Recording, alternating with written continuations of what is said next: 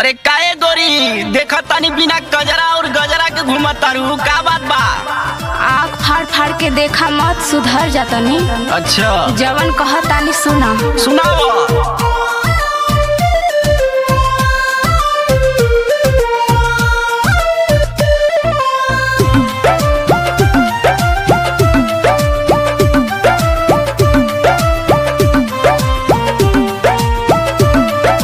गजरा लगावल अब छोड़ दी हनी। हम गजरा लगावल अब छोड़ दी हनी। हम गजरा लगावल अब छोड़ दी हनी। अरे बहुते आशिक के दिल तोड़ दी हनी।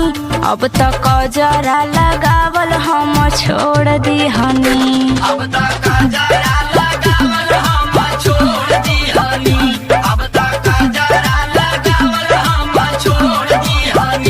काहे कजरा लगावल गोरी छोड़ दी हलू। काहे कजरा लगावल गोरी छोड़ दी हलू। काहे कजरा लगावल गोरी छोड़ दी हलू।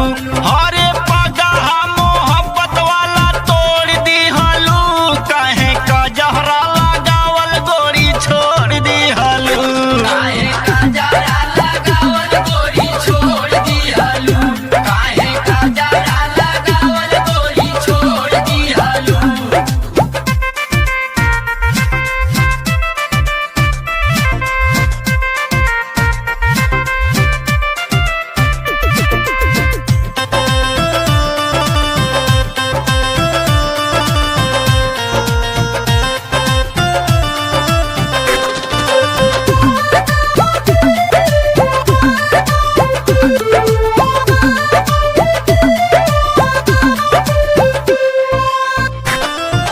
जिधर जिधर हम जाएं लोगवा टुकुर टुकुर होता के।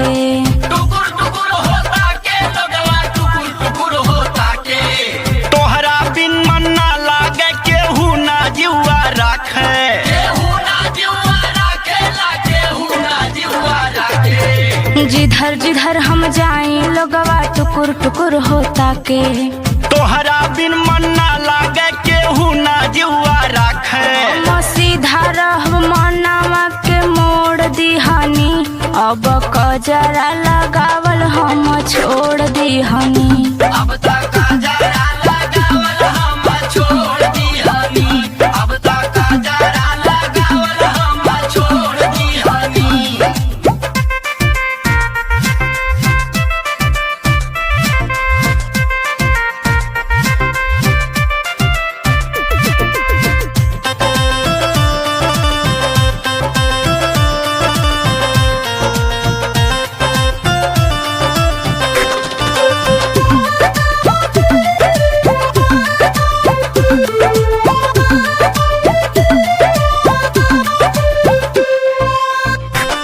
रविंदर दीवाना सुनिला बतिया मनवा के समझावा। मनवा के समझावा अपना मनवा के समझावा। सुन पगली रे प्यार करी ले जिद पे जन तू आवा। जिद पे जानी आवे गोरी जिद पे जानी आवा।